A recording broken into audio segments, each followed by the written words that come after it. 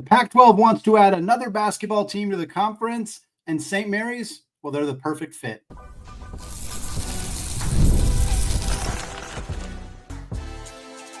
You are Locked On Zags, your daily podcast on the Gonzaga Bulldogs. Part of the Locked On Podcast Network, your team every day. What is going on, y'all? Welcome into the Locked On Zags podcast, part of the Locked On Podcast Network, your team every day. I am your host and longtime Gonzaga podcaster, Randy Patton, here to bring you news and updates on all things Zag athletics. Lot to get to on today's show. Yvonne Ejim helped lead Team Canada to a bronze medal at the FIBA World Cup. Ayayi signed a new contract overseas. Anton Watson and Nolan Hickman found homes as NBA Summer League gets underway. We're going to discuss all of that. But first, we're going to weigh the pros and cons of St. Mary's as a target for the Pac-12. Will they join Gonzaga in the new look conference? We're going to talk about that here because this has been rumored for a while. The great John Canzano, who's covering the Pac-12 who's covered them for many, many years, has been a key resource for many of us as we've been following the Pac-12 expansion and conference realignment and the media deal and everything kind of affiliated with this conference as we wait for Gonzaga to officially join the league about a year from now, starting for the 2026-27 season. And we know that the Pac-12 has kind of been following this four-step process, which I laid out late last week on one of our more recent episodes, kind of looking at what steps the Pac-12 has already completed, and then what steps are next for the conference kind of going forward. And they've already done two of the four steps. They're on step number 3. And I'll just give a quick primer here just to give a kind of timeline on this St. Mary's potential addition for the Pac-12. Step number one was to lock down the key media deal components, aka the anchor media partner. That has been completed as CBS will be the Pac-12's primary media partner, will house their championships in football and men's basketball and women's basketball for the foreseeable future. Step number 2 is to add enough members to solidify the conference survival. Check. They did that by adding Texas State late in June. Texas State becomes the key 8th football playing member for the conference, 9th total member, of course, with Gonzaga in the mix as well. Step number 3 for the Pac-12 was to finish up the media deal and nail down all of the kind of structural, logistical impacts for the new conference. So that's where we're at right now. We're waiting to find out who else is going to be part of this new media deal, whether it's Warner Brothers Discovery, whether it's ESPN, whether it's Fox, whether it's a streaming partner like Amazon or Apple TV or somebody like that, the CW, who we expect to be involved. We haven't had an announcement on that. And once we get that announcement, we'll have a much better sense of exactly how much money Gonzaga is going to be making from the Pac-12 media deal, as well as the rest of the teams in the conference. And that'll be a big step towards the Pac-12 being able to start to then focus on step 4, which is going after additional expansion candidates. I lay all this out to say that the Pac-12 is not actively looking to add more teams right now. And when they do look to add more teams after they've finalized and in some capacity published their media rights deal for the conference, at that point they'll start to look. And I think they're going to they've indicated they're going to prioritize full members, but only if they feel that they're going to help kind of elevate the bottom of the conference. They're not going to add UTSA as a full member unless they really believe that UTSA is a program that adds value to the conference. They're not just going to add just to add, but they may look at some football only members. Something like Memphis as a football-only school has been tossed around a ton, and we've talked about how that may not be a great situation for Gonzaga unless part of the deal with Memphis joining as football-only is a scheduling agreement for Memphis basketball to play like Gonzaga and San Diego State on like a rotating schedule or something like that. So we'll kind of see what happens with the football-only members, but a part of this could also be basketball-only members. And the Pac-12 has indicated, or sources have indicated to John Canzano, I should say, that the Pac-12 wants to have 10 basketball playing members. And this makes sense because if you have 10 basketball playing members, every team plays everybody twice. So if you're Gonzaga, you play all 9 of the other teams in the conference twice. That's an 18-game conference schedule. It's super simple. You don't have to do the we're rotating playing this team at home, and then this next year we're playing them on the road, and it's based on your record. None of that is part of the deal. You play everybody twice. You play them once at home, once on the road. That's it. Bing, bang, boom, done, dusted. Very simple. Does Gonzaga want to play Texas State on the road every single year? No, but they're going to deal with that if that ends up being the reality.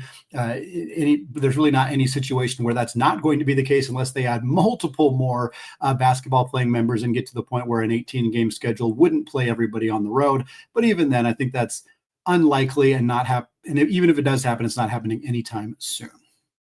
So if there are people within the Pac-12 who want 10 basketball playing members, and they're at 9 currently, and some of the schools they're looking at would be football only members, they do need to add somebody to get to that 10 numbers in basketball.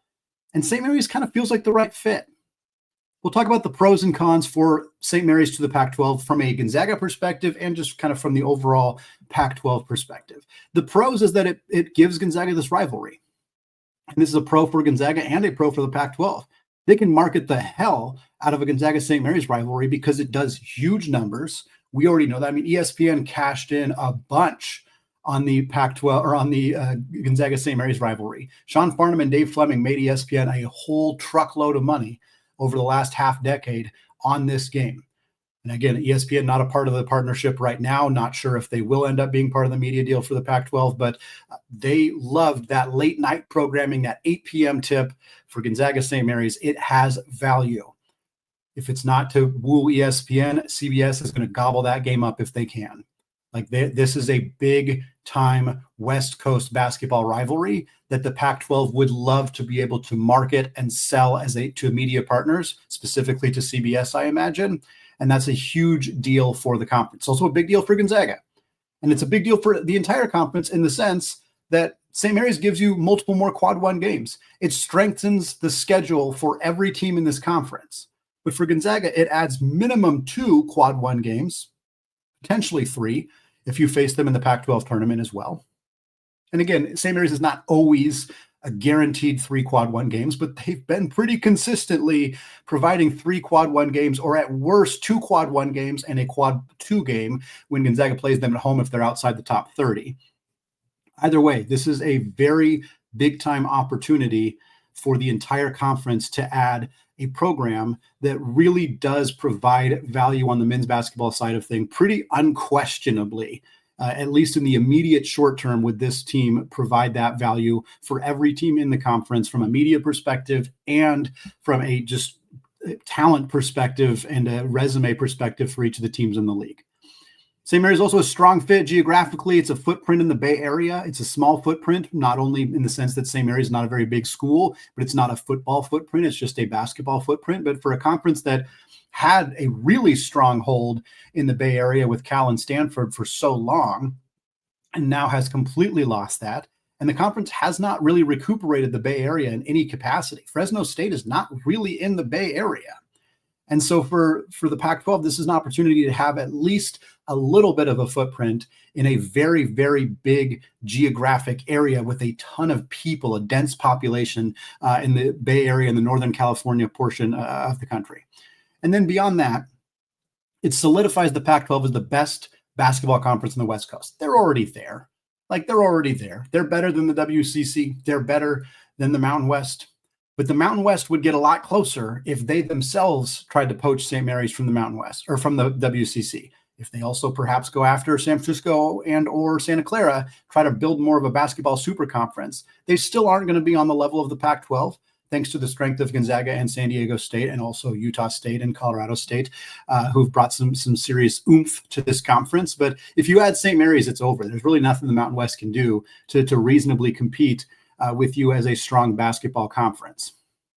It also gives St. Mary's more money, helps them stay relevant. This is a program that does not have a ton of resources. That's part of the cons, which we're going to get to in a second. But if you give them more money, they then have more ability to afford players, to potentially afford facility upgrades, to boost the kind of status of their program long term. Last pro before we get to some of the cons, St. Mary's also has a strong baseball team.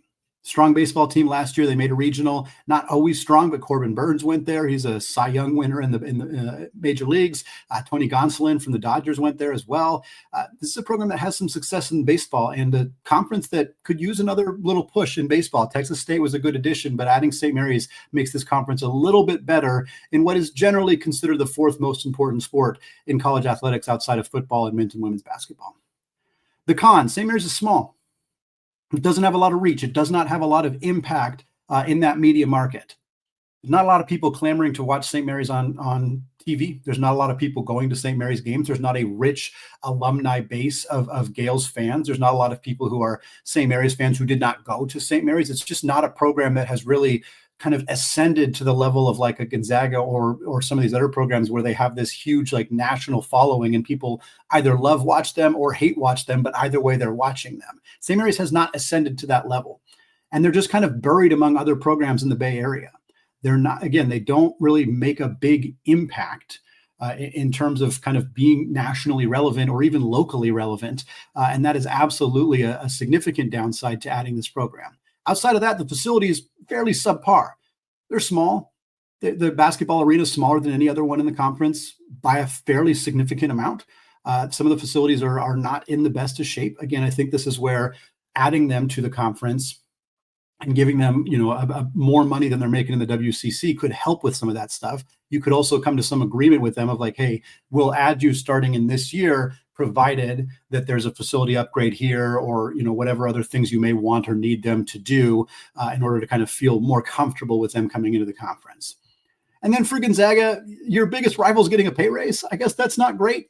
It's not bad either. You want them to be more competitive. If they're going to join the conference, you want them to be good from a conference perspective. You don't want them to beat you ever. That is not what I'm saying, but I think anybody who's been following Gonzaga for the last 15 years, St. Mary's being good has been very, very beneficial to Gonzaga. It doesn't mean it doesn't suck when they beat them, but it is good for Gonzaga. In fact, it's critical for Gonzaga to have been in a conference that has more often than not been a two-bid league in the last half decade or so because of St. Mary's. And them joining the Pac-12, you want them to be good, so you're happy with them making some more money because also they're not going to make nearly as much as Gonzaga. Gonzaga's getting a full share of the Pac-12's media deal. Let's assume that's somewhere in the ballpark of $8.5 million, which is what's being reported or rumored out there. We don't know the full scope, but let's say it's $8.5 million.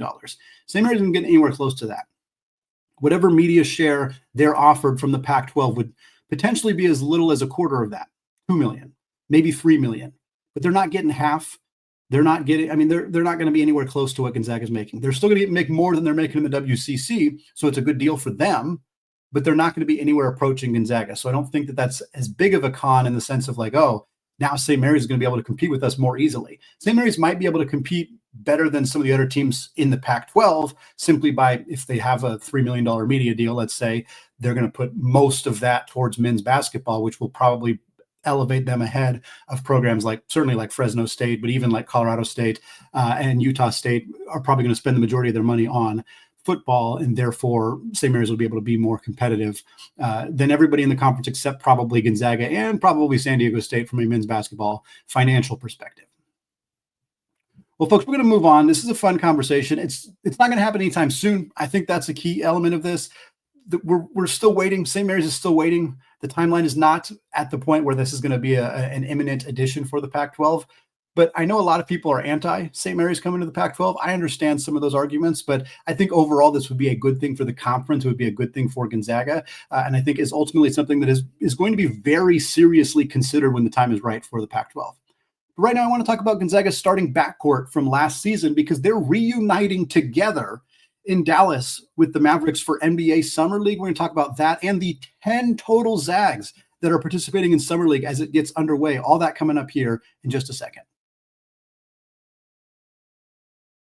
But first, folks, have you ever decided at the last minute to head to a ball game with your friends or your family? Maybe it's game day. You suddenly realize, I don't want to be here. I want to be in the stands. I want to be hanging out, having a brew, watching some baseball. That's exactly where Gametime comes in. It's the easiest way to grab last-minute tickets without all the stress and hassle. With the money you save on tickets, you can splurge on food, drinks, merch, even invite a bigger group of friends to join you. Gametime makes all of that possible because prices on the app, they actually drop the closer you get to first pitch. And they've got incredible last-minute deals, clear views from your seat, and a lowest price guarantee that takes all the worry out of buying tickets. Gametime is also the official ticketing partner of Locked On MLB, making it easy to browse the app for an upcoming MLB game. If you're in Salt Lake, fans can take in some summer league action. Watch some of those Zags that we're about to talk about. Memphis and Philadelphia taking each other on Tuesday night. Features Jeremy Jones, Efton Reed, and Hunter Salas, 3 of the 10 Zags in summer league. You can get tickets for $40 You can get tickets right near the court on the baseline for $60. Take the guesswork out of buying tickets, folks, by using Gametime. Download the Gametime app now, create an account, and use code LOCKEDONCollege, and you'll get $20 off your first purchase. Again, create an account, redeem code LOCKEDONCollege for $20 off your first purchase. Terms apply. Download the Gametime app today. Last-minute tickets, lowest prices, guaranteed.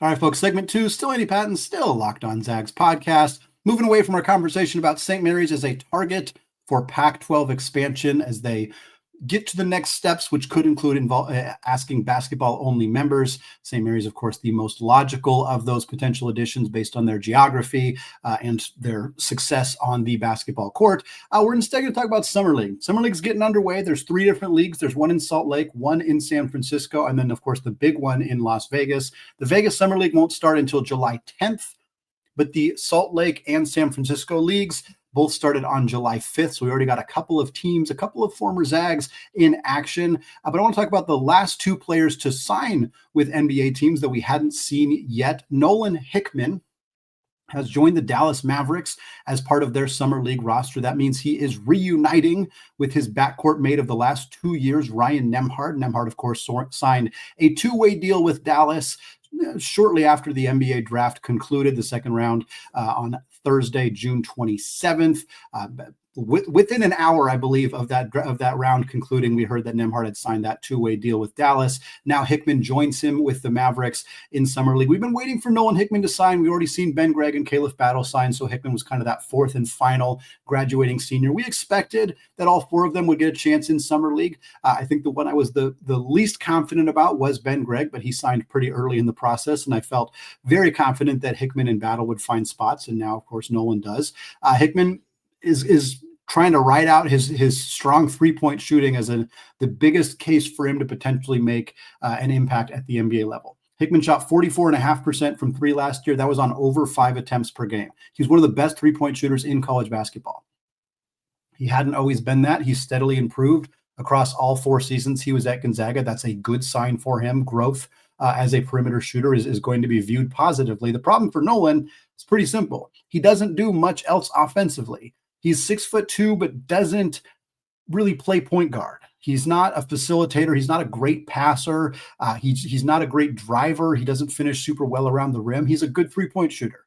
And a floor spacing 3-point shooting guard who doesn't do much else really has to be pretty much elite defensively to be like a 3-and-D guard. And Hickman's doesn't have that defensive prowess necessarily. He's a hardworking defender. He does have a good wingspan. He measured about 6'3" with a 6'7" wingspan, which helps him out a lot. But he's similar to like a Malachi Smith or a Rasir Bolton, who are 2 players who were very good 3-point shooters and undersized guards who didn't really play point guard. Both of them got looks. Both of them got G League or Summer League opportunities. Bolton's played successfully overseas. Smith's bounced around the G League. Neither of them have played in the NBA. I think, unfortunately, that Hickman will probably have a similar fate, but he's got a chance to prove himself in Dallas, and the guy feeding him the basketball is going to be the guy who's been doing it for the last 2 years. That's a pretty good sign for him going forward.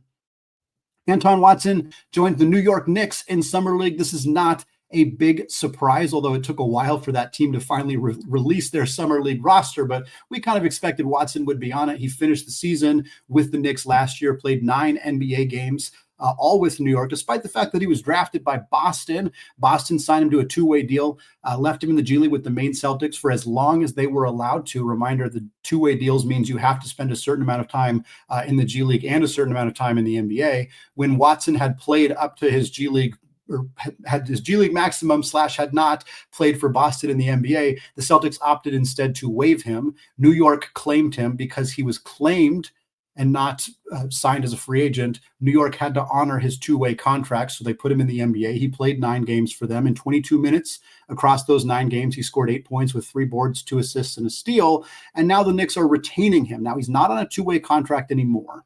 So his path to making the NBA roster for the Knicks is a little bit tougher, but at least he's got a chance to do so here in the G League with this club.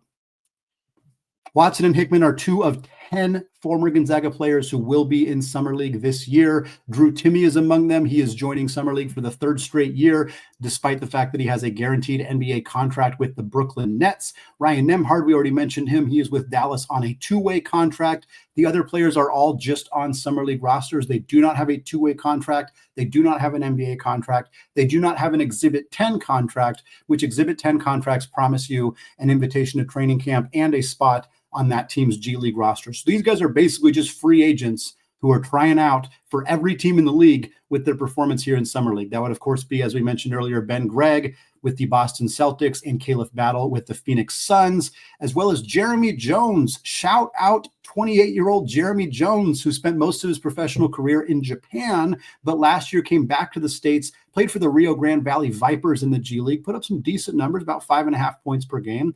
And now he's with the Memphis Grizzlies on their Summer League team, looking to get his chance to stay in the G League and who knows, perhaps find his way into the NBA. And then we have three Zags who are on different teams and who finished their college basketball career playing elsewhere.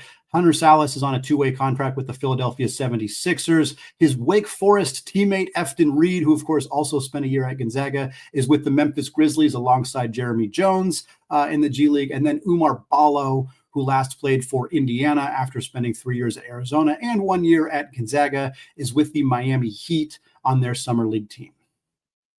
Quickly want to look at a couple other WCC stars in the Summer League as well. There's quite a few of them playing in the Summer League this year. So if you're tuning into some games, whether it's your NBA team or you just want to watch some Zags in action, you're going to see a lot of familiar faces out there. Trio of St. Mary's players in the Summer League. Augustus Marcelonis is on an Exhibit 10 deal with the Lakers. Logan Johnson is with the Denver Nuggets, and Alex Dukas is with the Oklahoma City Thunder. I believe he's still on a two-way contract with OKC. San Francisco also has 3 players in Summer League. Jonathan Mobo, coming off a successful rookie season with Toronto. He's still on the Raptors squad. Marcus Williams, coming off of a great career at San Francisco. He's joining Umar Ballo with Miami. And then Jamari Bouye, who's bounced around the NBA the last 3 or 4 years, is with the Bucks in their Summer League. Pair of players from Pepperdine, Maxwell Lewis with Dallas and Stefan Todorovic with Philadelphia. Seattle U, shout out the Redhawks. They got 2 players in Summer League. Cam Tyson, who was prolific with the Redhawks during his career. He's with the Portland Trailblazers, the Rip City Remix, which is where he played last year. And then Alex Schumacher with the Phoenix Suns. You also have Caleb Stone Carrawell from LMU joining the 76ers, and Gary Chivichian joining the Bucks, who last played at Pacific. Well, folks, Yvonne Ejim helped lead Team Canada to a bronze medal in the FIBA World Cup. Yet another piece of hardware for the Gonzaga legend. We're going to talk about that and a new home for former Gonzaga guard Joel Ayayi. All that coming up here in just a second.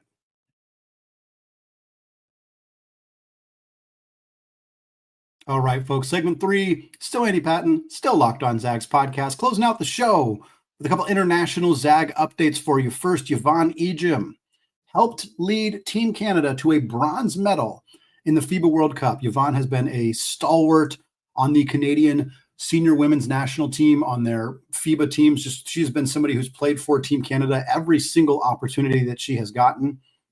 And she was a big part of this team's bronze medal winning team for the World Cup. Team USA won this event, by the way, not a huge surprise. Their roster was stacked. Hannah Hidalgo from Notre Dame, Flo J. Johnson from LSU, many other really talented players. Reagan Beers, who started her career at Oregon State before going to Oklahoma.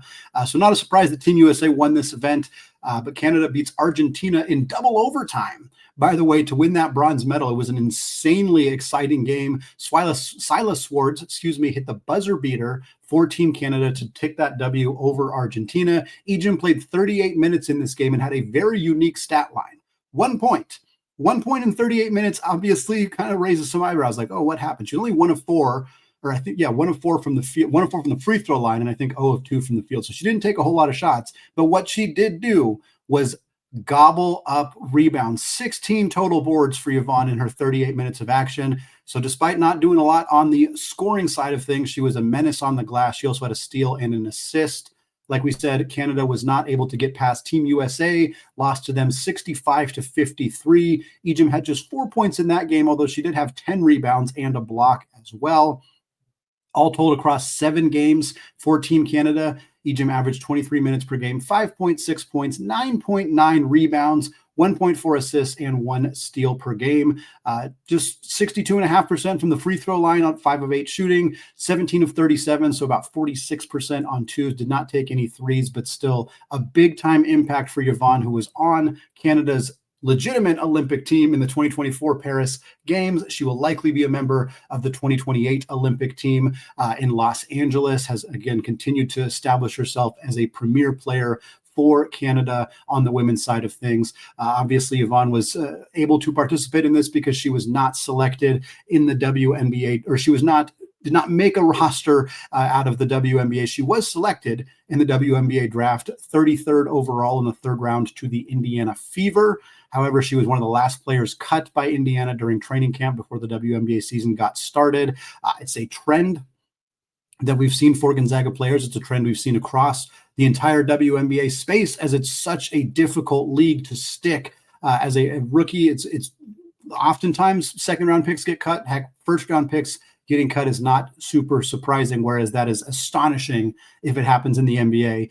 Whereas on the WNBA side, it's fairly common because there's just so few teams and so few roster spots. Ejim is the 9th Gonzaga player to be selected in the WNBA draft. Only 2 have ever actually played in the WNBA. One of them is future Hall of Famer Courtney Vandersloot. The other one is Caitlin Redmond, who played in just 7 games back in 2012 with the New York Liberty.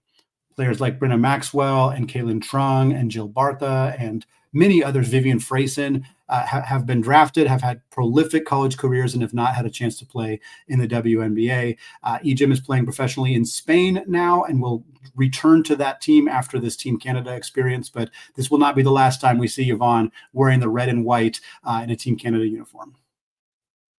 Last update here for y'all. Ayayi, former Gonzaga legend, signs a new contract in France with Paris Basketball. Not a particularly unique name for a team. Guess what city in France they play in? I bet you can probably get that correct. Joelle played last season with Bourg in the top French league. In 17 Euro Cup games with Bourg, he averaged about 7 points, 4 boards, and 3.5 assists. In 30 regular season games, so a little separate from those Euro Cup games. And again, Bourg is also in the top French league, the same league as Paris Basketball. In 30 games with that club, Joelle averaged 9 points, 5 boards, 3.5 assists. The numbers for Joelle across his professional career always kind of look similar. Good amount of points, good amount of rebounds, good amount of assists. He is always a triple-double threat waiting to happen. Still to this day, the only Gonzaga player to ever record a triple-double in a game. And you see it throughout his career. He's such a good rebounder for a guard. He's a great facilitator. He's a pretty darn good scorer as well. He joins a Paris team that's relatively new. They actually did not get to the top level. LNB Pro A is what they call the top French level in that country. They weren't there until 2021. However, they also won a title just 2 years later in the 23-24 season. They were coached at the time by Thiago Splitter, a former San Antonio Spurs player and now an assistant coach with the Portland Trail Blazers. For Joelle, this is he's continued to play in France. This is his 3rd French club since leaving Gonzaga. He, of course, was a prolific player at Gonzaga during his career. After that, he then went to the G League and played with the Capital City Go-Go's, the Washington Wizards G League affiliate, where he was outstanding. This was in the 21-22 season. He averaged 11 points, 6.3 assists, and 6 boards per game. He also played 7 NBA games with the Washington Wizards. The next year, he was in the G League with the Orlando Magic's affiliate, the Osceola Magic, where he averaged about 8.5 points, 5.5 boards, and a little over 4 assists.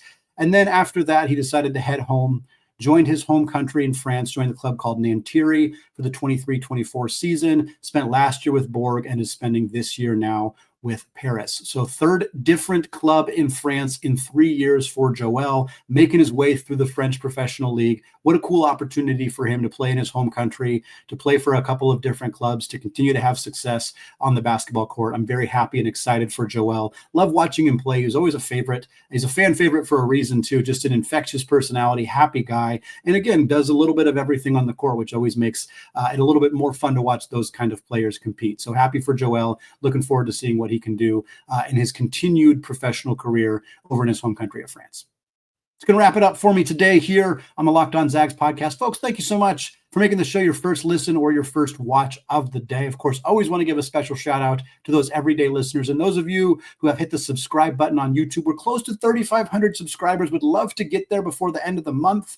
Frankly, I'd love to be at 5,000 subscribers. That's a big, tall ask, but I'd love to get to 5K before Gonzaga tips off the 2025-26 season. If you're listening on YouTube and you haven't hit that subscribe button, it's right there. There's a little bell. Just hit it. You'll get notified every time there is a new show. I very, very much appreciate it. We'll be back later this week. We got more fun stuff coming your way. We got some guests that we're working on lining up. We're going to continue to keep you up to date on Gonzaga's recruiting, particularly in the 2026 class. And of course, we'll continue to talk about the upcoming move to the Pac-12 Summer League and various other topics as well.